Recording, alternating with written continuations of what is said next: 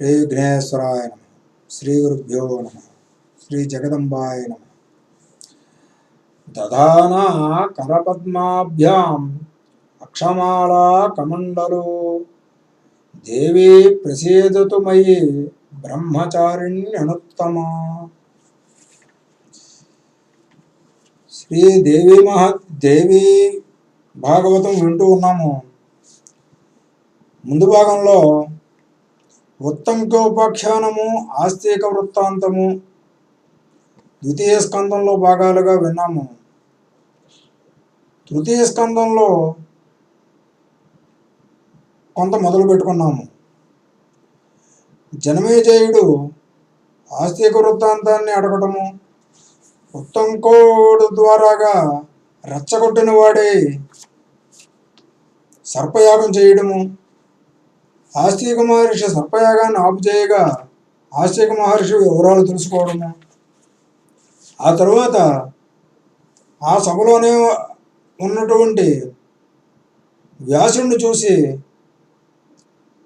నా తండ్రులు నా పూర్వీకులు ఉత్తమ పదాన్ని పొందేటటువంటి మార్గాన్ని తెలియజెప్పవలసిందిగా అడగ్గా ఆయన దేవీ మహత్యం అనే విషయాన్ని ఈ యొక్క జగదంబ వృత్తాంతాన్ని చెబుతూ ఉన్నారు. అసలు ఈ సృష్టి ఎలా వచ్చింది, ఎవరొచ్చారు, ఏంటి, అసలు ఎవరున్నారు, ఈ సృష్టికి మూలం ఎవరు అనే ఇలాంటి ప్రశ్నలన్నీ జనమేజయుడు అడగ్గా అవే ప్రశ్నలు నాకు ఉత్పన్నమయ్యాయి. నేను నారదుని అడిగాను, నారదుడు వారి తండ్రి గారిని అడిగారట, వారి తండ్రి గారు చెబుతూ ఉన్నారు అనే విషయాల్ని చెబుతూ ఉండగా బ్రహ్మ విష్ణు మహేశ్వరులు ముగ్గురికి కూడా జగదంబ కనబడి మాటలు వినబడి వారిని సృష్టి చేయమని అనగా సృష్టి ఎలా చేయాలి ఏంటి అనే విషయాల్ని బ్రహ్మదేవుడు అడగగా ఆ జగన్మాత ఒక విమానం ఒకటి పంపించి వీరిని ఆకాశంలోకి తీసుకుని వెళ్ళింది. అక్కడి వరకు విన్నాము. త్రిమూర్తులు సర్వలోక సందర్శనం చేయటం. ఇక్కడ మనం ముందుగా ఒక మాట చెప్పుకుందాం.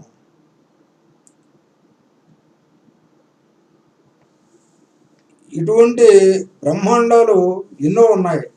అనేక కోటి బ్రహ్మాండ నాయక అంటారు పరమేశ్వరీదేవిని, భువనేశ్వరిని. అనేక బ్రహ్మాండాలకి నాయకురాలు ఆవిడని. అంటే అనేక కోట్ల బ్రహ్మాండాలు ఉన్నాయి అనేది మనం అక్కడ ఒప్పుకోవాలి. ఒక బ్రహ్మాండానికి నాయకులు బ్రహ్మ విష్ణు మహేశ్వరులైతే, బ్రహ్మ విష్ణు రుద్రులైతే, అటువంటి అనేక కోట్ల బ్రహ్మ విష్ణు మహేశ్వరులు ఉండాలి కదా. అటువంటిప్పుడు సర్వాధిపత్యం బ్రహ్మకు కానీ, విష్ణువుకి కానీ, మహేశ్వరుడికి కానీ, అదే రుద్రుడికి కానీ ఎలా వస్తుంది? కాబట్టి ఇక్కడ ఈ సర్వాధిపత్యం అనేటటువంటిది జగన్మాత అయినటువంటి శక్తి ఉంది అనేటటువంటిది మనం ఆలోచించవలసిన విషయంగా తోస్తుంది. ఆ విషయాన్నే ఈ బ్రహ్మ విష్ణు రుద్రుడికి తెలియడం కోసమని ఈ ఇన్ని కోట్ల బ్రహ్మాండాలు సర్వలోకాలని కూడా ఆ జగదంబ ఈ మన్వంతరంలో పుట్టినటువంటి బ్రహ్మ విష్ణు మహేశ్వరులకి, అదే బ్రహ్మ విష్ణు రుద్రులకి చూపిస్తూ ఉంది విమానంలో తీసుకుని వెళ్ళి. అది వివరంగా చెబుతూ ఉన్నారు, విందాం. విమానం వేగంగా దూసుకుపోతుంది. ఒక ప్రదేశంలోకి వెళ్ళేసరికి ఆశ్చర్యం వేసింది. అక్కడ నీళ్లు కనిపించలేదు. ఫలభరితాలైన వృక్షాలు, కోకిల కలకూజితాలు, రమణీయమైన ఉద్యానవనాలు, పర్వతాలు, పచ్చక నేల, నదులు, స్త్రీ పురుషులు, రకరకాల మృగాలు, వాపీకోప తటాక పల్వలాలు. అంటే వాపీకోపము అంటే నూతులు, గోతుల్లో ఉన్న నీరు, తటాకాలు అంటే చెరువు, పల్వాలు అంటే నీరు నిలువ ఉండేటటువంటి స్థలాలుగా మనం అనుకోవాలి. సెలయేరులు అంటే పారుతూ ఉన్నటువంటి నీరు పారుతూ ఉన్నటువంటిది, అన్నీ అద్భుతంగా కనుల పండుగ కనపడుతూ ఉన్నాయి. విమానం పెడుతోంది. ఎట్ట ఎదుట సుందర నగరం, దివ్య ప్రాకారము, బారులు తీరిన బంగారు లోగిళ్ళు, లోగిళ్లలో యజ్ఞశాలలో ఆ పట్టణాన్ని చూస్తూనే గుర్తించాము అది స్వర్గమని. ఇది అంతా చెబుతూ ఉన్నది బ్రహ్మదేవుడు నారదుడికి. కాబట్టి నారదుడు బ్రహ్మదేవుడు బ్రహ్మ విష్ణు మహేశ్వరుడు అప్పుడు గుర్తించారట అది స్వర్గమని. ఎవరు నిర్మించారో కదా ఇంత అబ్బురంగా అనుకున్నాం. ఇంకొంచెం ముందుకు చూపు సారించాము. దివ్య తేజస్సంపన్నుడై వేటతో వినోదిస్తున్న ఒక భూపాలుడు కనిపించాడు. మరుక్షణంలో విమానం మరొక దిశకు నడిచింది. అక్కడ నందన వనం కనిపించింది. అందులో ఘుమఘుమలాడుతోంది పారిజాత వృక్షం. దాని నీడలో 4 దంతాల ఐరావతము. వనమంతటా అప్సరసలు గుంపులు గుంపులుగా క్రీడిస్తూ ఉన్నారు. నృత్య సంగీతాలు కోలాహలంగా సాగుతూ ఉన్నాయి. గంధర్వులు, యక్షులు, విద్యాధరులు వందలుగా ఉన్నారు. ఆ మందార వనంలో ఆడుతూ ఉన్నారు, పాడుతూ ఉన్నారు, ఆనందిస్తూ ఉన్నారు. పౌలోమి అంటే శచీదేవి, పౌలోమి సహితుడైన దేవేంద్రుడు అక్కడే వినోదిస్తూ ఉన్నాడు. యమ, కుబేర, వరుణ, అగ్ని, సూర్య దేవతలు కనిపించారు. సంతోషించాము. త్రివిష్టాపాన్ని చూసి త్రిమూర్తులను ఎంతగానో అబ్బురపడ్డాము. విమానం ఇంకా పైపైకి ఎగిరింది. ముందుకు సాగింది. బ్రహ్మలోకం చేరుకుంది. అక్కడ మరొక బ్రహ్మను చూసి శివకేశవులు విస్తుపోయారు. బ్రహ్మ సభలో సకల వేదాలు, సకల శాస్త్రాలు, సకల వేదాలు, సకల శాస్త్రాలు అంటే వేదాంగాలు సాకారంగా దర్శనమిచ్చాయి. అంటే మనం పుస్తకంగా చూస్తూ ఉంటాము, లేకపోతే ఒక బ్రాహ్మణుడు చదువుతూ ఉంటే వింటూ ఉంటాము, అంటే శబ్దరూపంలోనే ఉన్నాయి. కానీ అక్కడ వాళ్ళు సశరీరంగా దర్శనం చూశారు. వాళ్ళు ఒక రూపంతో, ఒక మనిషి ఆకారంగా, ఒక దేవతా స్వరూపంగా వాళ్ళకి దర్శనమిచ్చారు. సాగర, నది, పర్వత, దేవాది దేవతలు అక్కడ ఉన్నారు. ఈ చతుర్ముఖుడు అచ్చం నీలాగే ఉన్నాడు, ఎవరయ్యా ఇతడు అని శివకేశవులు నన్ను అడిగారు, అంటే బ్రహ్మగారిని అడిగారు. ఏమో తెలియదన్నాను. నేనెవరిని, ఈయన ఎవరు, నాకు భ్రమ ఏమిటి, అంతా అగమ్యగోచరం. మరుక్షణంలో విమానం కైలాస శిఖరం మీద ఉంది. అక్కడ అంతటా ప్రమథులు, యక్షులు కిటకిటలాడుతూ ఉన్నారు. మందార వనాల్లో కీర కోకిలలు మంజునాదాలు మారుమోగుతూ ఉన్నాయి. వీణామృదంగం నినాదాలు మిన్నుముడుతూ ఉన్నాయి. అంతలో వృషభారూఢుడై త్రిలోచనుడు శంభుడు భవనం నుంచి ఈవలకు వచ్చాడు. 5 ముఖాలతో 10 చేతులతో సిగలో నెలవంకతో మొలకు పులి తోలుతో కండువాగా భుజాలపై ఏనుగు తోలుతో రూపాన్ని మనం చూస్తూ ఉన్నట్టుగా భావించండి. ఆ రూపంలో ఏ రూపమైతే వర్ణిస్తున్నారో ఎక్కడని కాదు, ఎక్కడైనా ఏది వర్ణిస్తూ ఉన్నా కానీ దాన్ని మనం సాకారంగా మనం చూస్తూ ఉన్నట్టుగా ఒక మనసుని కేంద్రీకరించి దర్శనం చేసుకోండి. మళ్ళీ చెప్తాను. వృషభారూఢుడే త్రిలోచనుడు శంభుడు భవనం నుంచి ఈవలకు వచ్చాడు. 5 ముఖాలతో ఉన్నాడు, 10 చేతులతో ఉన్నాడు, సిగలో నెలవంక ఉంది, మొలకు పులితోలుతో ఉన్నాడు, కండువాగా భుజాలపైన ఏనుగు తోలుతో ఉన్నాడు. గజానన షడాననులు అంటే గజాననుడు అంటే గజముఖం కలిగిన వాడు, షడాననులు అంటే 6 ముఖాలు కలవాడు. అంటే ఎవరో మీకు అర్థమయ్యే ఉంటుంది. అంగరక్షకులుగా విరాజమానుడై విచ్చేశాడు.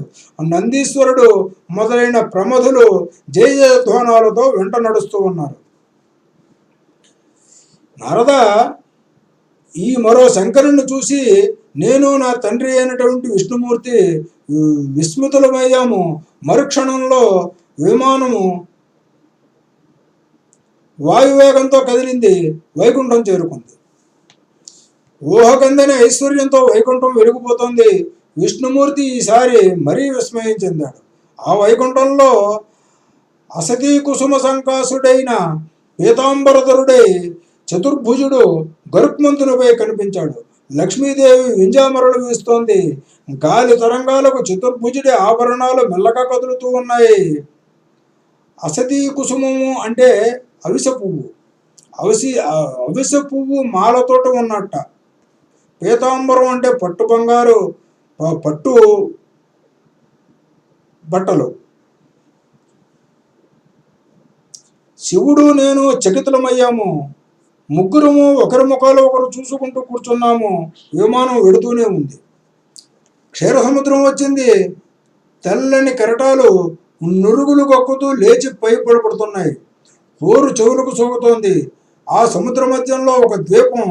మందార పారిజాతాది దివ్య వృక్షాలు దట్టంగా అలుముకొని ఉన్నాయి. చిత్ర విచిత్రాలైన ఆస్తరణాలు అంటే తివాచీలు పరిచి ఉన్నాయి. ముత్యాల దండలు వేలాడుతూ ఉన్నాయి. పూలదండలకు లెక్కే లేదు.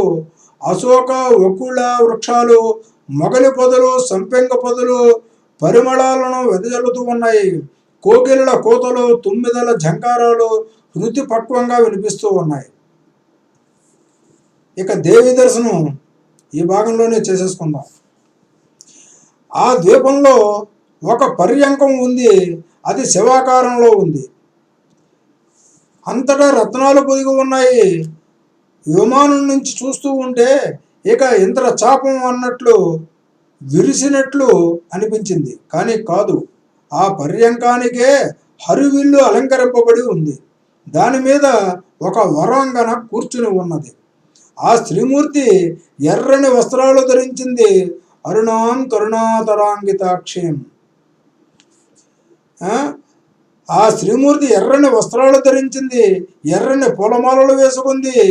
ఎర్రని చందనము పులుముకుంది. కన్నులు ఎర్రగా విశాలంగా ఉన్నాయి. పెదవులు ఎరుపు. కోటి మెరుపులు ఒక చోట గుమికూడి నిలిచినట్లు భాషిస్తోంది. మా కన్నులు మిరుమిట్లు కొలిపోయి సూర్యబింబంలో ఉంది. వరదాభయ హస్తాలు కాక తక్కిన రెండింట పాశాంకుశాలు ధరించింది భువనేశ్వరి మాత. ఇంతకు ముందెప్పుడు చూసి ఎరగని ఆ దివ్య సుందరమూర్తిని చిరునవ్వులు చిందిస్తూ కూర్చుంది. హ్రీంకారాన్ని జపిస్తూ ఉన్న పక్షి బృందాలు సేవిస్తున్నాయి. కరుణామూర్తి నితంతారుణ నవయవ్వన కుమారి. శృంగారోచితమైన సింగారాలు, తామర మొగ్గల వంటి వక్షోజాలు, శ్రీచక్ర తాటంకాలు, తామర పువ్వులు, మణిమయ భూషణాలు, కనకాంగద కేయూర కిరీట పరిశోభిత హృల్లేఖ భువనేసి అని నామజపం చేస్తూ సఖీ బృందం స్తుతిస్తోంది. అనంగ కుసుమాది దేవకన్యలు ఆమెను పరివేష్టించి ఉన్నారు. షట్కోణ యంత్రరాజం మీద కూర్చొని కనిపిస్తూ ఉంది.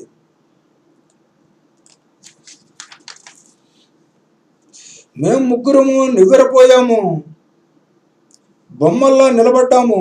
కనులప్పగించి చూస్తూ ఉన్నాము. అప్సరా కాదు, గంధర్వాంగన కాదు, దేవవనిత కాదు కాదు. ఇంతకీ ఈ కాంత ఎవరు? పేరేమిటి? ఇక్కడ ఎందుకుంది? ఇవి అన్ని మాలో రేగుతున్న సందేహాలు. సహస్రనయన, సహస్రకర, సహస్రవదన. విష్ణుమూర్తి తనకున్న విజ్ఞానంతో ఒక్క నిశ్చయానికి వచ్చాడు. విమానంలో మాతో పాటున్న అంబతో అన్నాడు,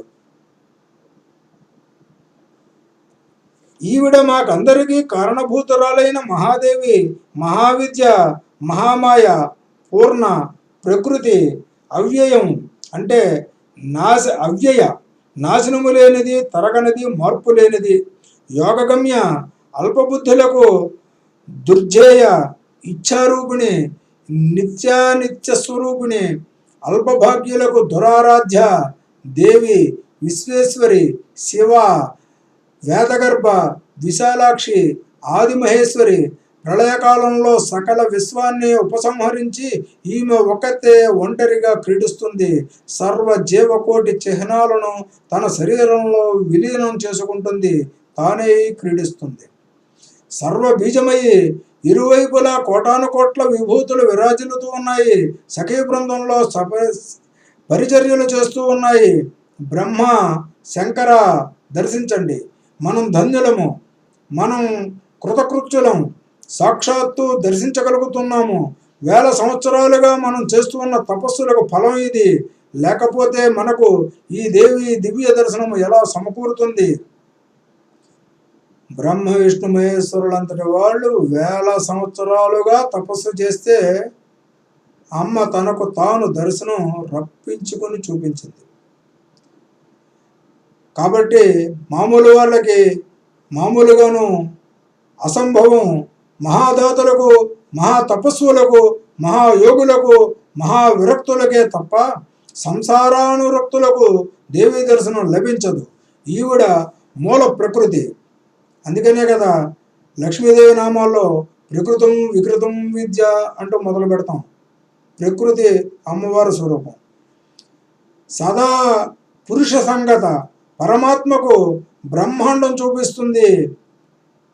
బ్రహ్మాండము దేవతలు సమస్తము దృశ్యమైతే ఈవిడ ద్రష్ట, అంటే ఈవిడ చూస్తుంది అంతే.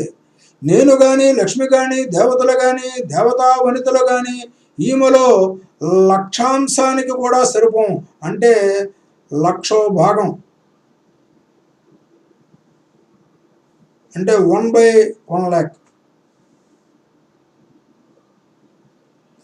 విరించి ఆ వేళ ప్రళయ సముద్రంలో నన్ను పసివాణ్ణి చేసి ఉయ్యాలలూపిన మహాదేవి ఈమెయే.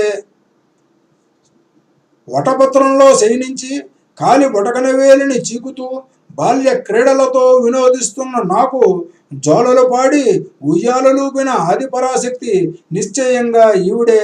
దర్శనంతో జ్ఞానం కలిగింది, పూర్వానుభవంతో గుర్తు వచ్చింది. మన కన్న తల్లి ఈమెయే. ఎవరు?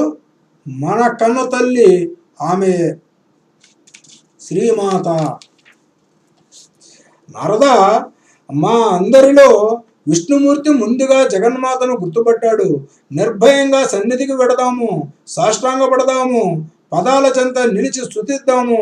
పరిచారికలు కనుక మనల్ని లోపలికి వెళ్ళనివ్వకపోతే గుమ్మల్లో నిలబడి స్తుతిద్దాము, నడవండి అన్నాడు. సరేనన్నాము, సంబరపడ్డాము. విమానము దిగి త్వరగా ద్వారం చేరుకున్నాము. జంకుతూ నిలబడ్డాము. మహాదేవి చూచింది, చిరునవ్వు విసిరింది. మేము ముగ్గురము స్త్రీలుగా మారిపోయాము. దివ్య సుందర రూపాలతో దివ్యాభరణ భూషితులమైపోయాము. ఆశ్చర్యపడుతూనే సన్నిధికి చేరుకున్నాము. పాదాల చెంత నిలిచాము. ప్రేమ నిండిన చూపులను మాపై ప్రసరింపజేసింది. వినయంగా భక్తి ప్రపత్తులతో నమస్కరించాము. ఒకరినొకరు వింతగా చూసుకుంటూ నిలబడ్డాము. నానారత్న విభూషితయై కోటి సూర్య ప్రతీకాశమై దేవి పాదపీఠాన్ని తదేక దీక్షగా తిలకిస్తూ చూస్తూ ఉన్నాము. ఆ అమ్మవారిని పరివేష్టించి ఉన్న సఖీజనంలో కొందరు రక్తాంబరధారిణులు, మరికొందరివి నీలాంబరాలు, మరికొందరివి పీతాంబరాలు. అందరూ సౌందర్య రాసులే. వారి వస్త్రాలు, విభూషణాలు, కట్టు బొట్టు అంతా విచిత్రంగా ఉంది, వినూత్నంగా ఉంది. కొందరు పాడుతున్నారు, కొందరు ఆడుతున్నారు, కొందరు నాదస్వరం అంటే వాయిద్యాలు వాయిస్తూ ఉన్నారు, ఊదుతూ ఉన్నారు. మరికొందరు వీణలు పలికిస్తూ ఉన్నారు, గాన మాధుర్యంలో పరవశింపజేస్తున్నారు. నారద, అక్కడ ఒక అత్యద్భుతం కనబడింది. చెబుతున్నా, మనసు పెట్టి ఆలకించు. దేవి పాదపీఠం తిలకిస్తూ నిలబడ్డాం కదా. నారదుణ్ణి ఉత్తేజపరిచి మరీ చెబుతూ ఉన్నాడు. అంటే తను ఎంత ఫీల్ అయ్యాడో అది మనం అర్థం చేసుకుని మనం కూడా అలాగే ఆ దేవి ధ్యానంలో ఆ దేవి యొక్క చూసినటువంటి తన్మయత్వంలో ఆ బ్రహ్మగారు చెప్పింది మనం కూడా ఆస్వాదిద్దాం. అక్కడ ఒక అత్యద్భుతం కనబడింది. చెబుతున్నా, మనసు పెట్టి ఆలకించు. దేవి పాదపీఠం తిలకిస్తూ నిలబడ్డాం కదా. మా చూపులు దేవి పాదపద్మాలపై ప్రసరించాయి.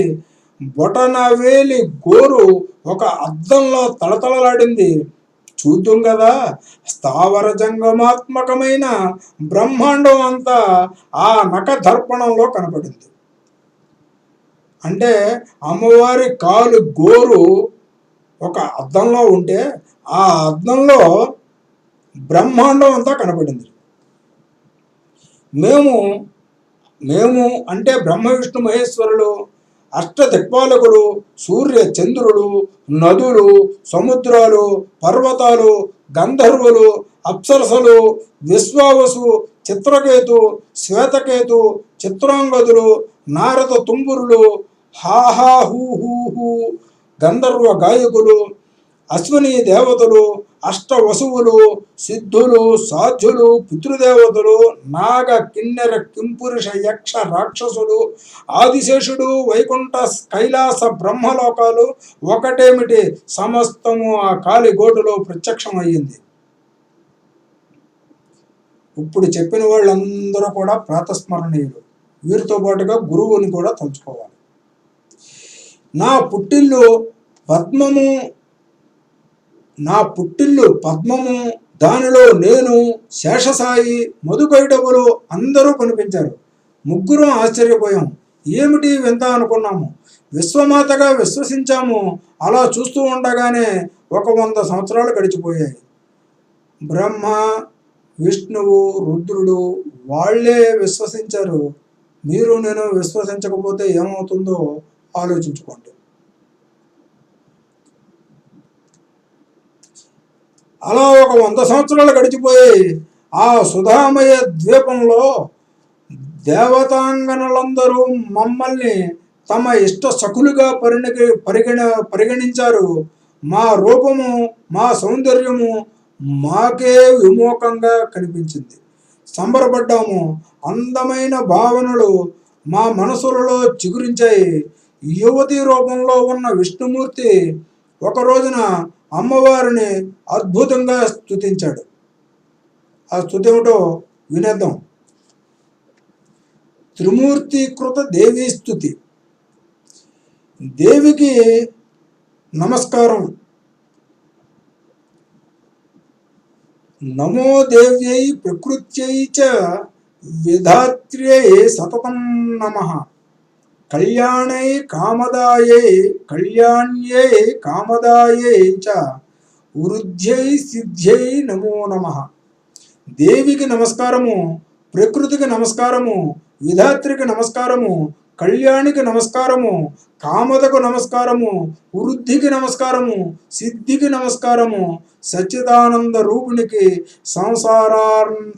సంసారారణికి అంటే అరణికి నమస్కారము అంటే అగ్ని, పంచకృత్య విధాత్రికి భువనేశికి వందనము, సర్వాధిష్టాన రూపకు కూటస్థకు వందనము, అర్ధమాత్రార్థభూతకు హృల్లేఖకు వందనము.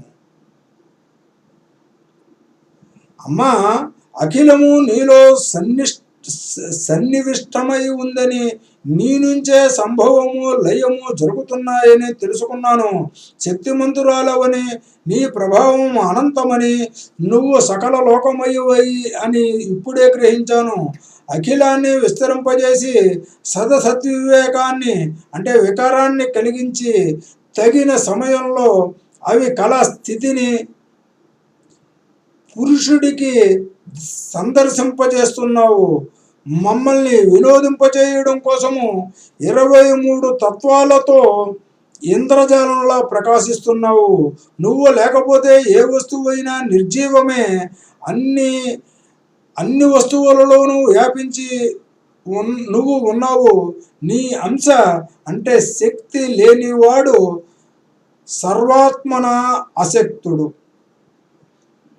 మన మాటల్లో కూడా నేను అశక్తుణ్ణి, శక్తిహీనుణ్ణి, వాడికి శక్తి లేదు అంటూ మనం మాట్లాడుకుంటూ ఉన్నాము. ఆ శక్తి ఎవరో కాదు, మనలో ఉన్న పరాశక్తే. ఆ శక్తి లేకపోతే ఎవరో చైతన్యవంతుడు కాదు. ఏ ప్రాణి చైతన్యం లేకుండానే ఉంటుంది. కాబట్టి ఆవిడ సర్వవ్యాపి అని ఇంద్రుడు చెప్పినటువంటి మాటనే మనం చూద్దాం. అన్ని వస్తువులలోనూ వ్యాపించి నువ్వు ఉన్నావు. నీ అంశ లేనివాడు సర్వాత్మన అశక్తుడు. నీ ప్రభావాలతో విశ్వాన్ని సంతృప్తిపరుస్తున్నావు. నీ తేజస్సులతో విశ్వాన్ని ప్రకటింపజేస్తున్నావు. దేవి కల్పాంతంలో నీ వైభవాన్ని, నీ చరిత్రను ఎరిగినవాడు ఎవరూ లేడు.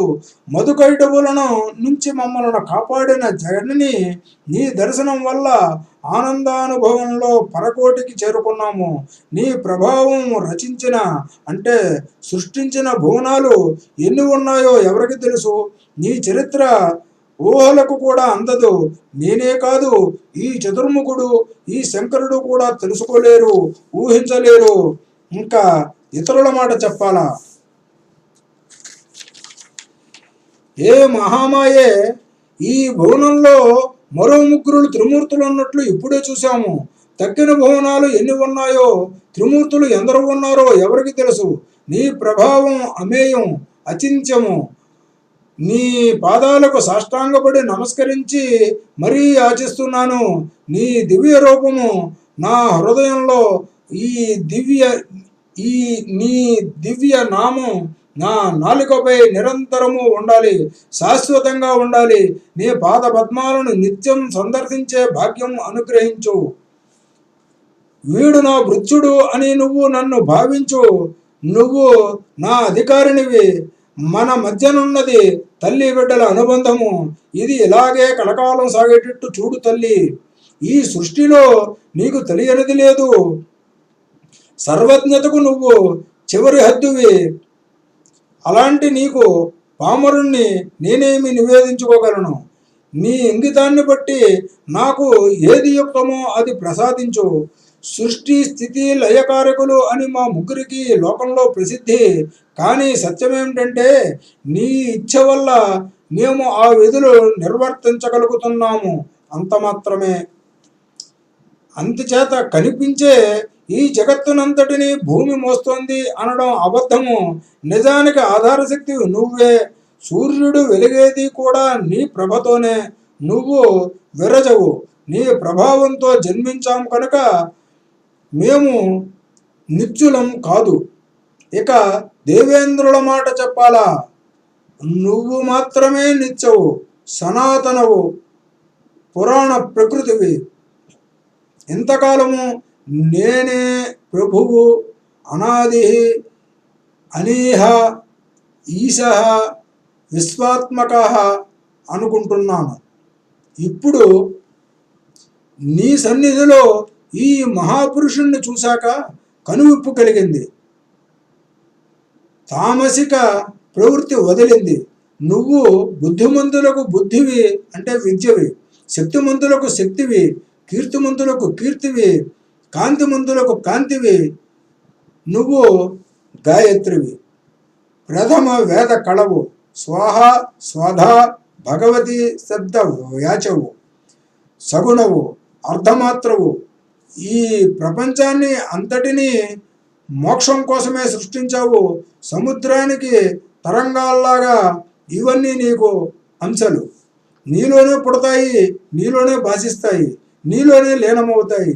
ఈ రహస్యాన్ని జీవుడు తెలుసుకున్నప్పుడు మాయనంతటిని నీవే ఉపసంహరిస్తావు. ప్రదర్శన ముగియగానే నటుడు తన ఆహార్యాన్ని తొలగించుకోడా మరి? ఓ మహామాయి, మహాదేవి, నువ్వే రక్షకురాలివి. ఈ మోహజలది నుంచి నన్ను ఉద్ధరించు. రాగాది భావాలను తొలగించి దుఃఖాలు ఉపశమింపజేసి సత్యప్రకాశనము కలిగించు. ఓ మహావిద్య, ఓ దేవి, ఓ శివ, ఓ సర్వార్థప్రద, ఈ పాదాలకు నమస్కరిస్తున్నాను. జ్ఞాన ప్రకాశాన్ని ప్రసాదించు. నారద, విష్ణుమూర్తి అమ్మవారిని ఇలా స్తోత్రం చేసి విరమించిన తరువాత శివుడు భక్తావేశంతో స్తుతికి ఉపక్రమించాడు. ఈ శివుడు చేసినటువంటి స్తుతిని వచ్చే భాగంలో విందాము. ఇప్పటిదాకా విన్నదాన్ని శ్రీ జగదంబార్పణమస్తు కావిస్తూ స్వస్తి.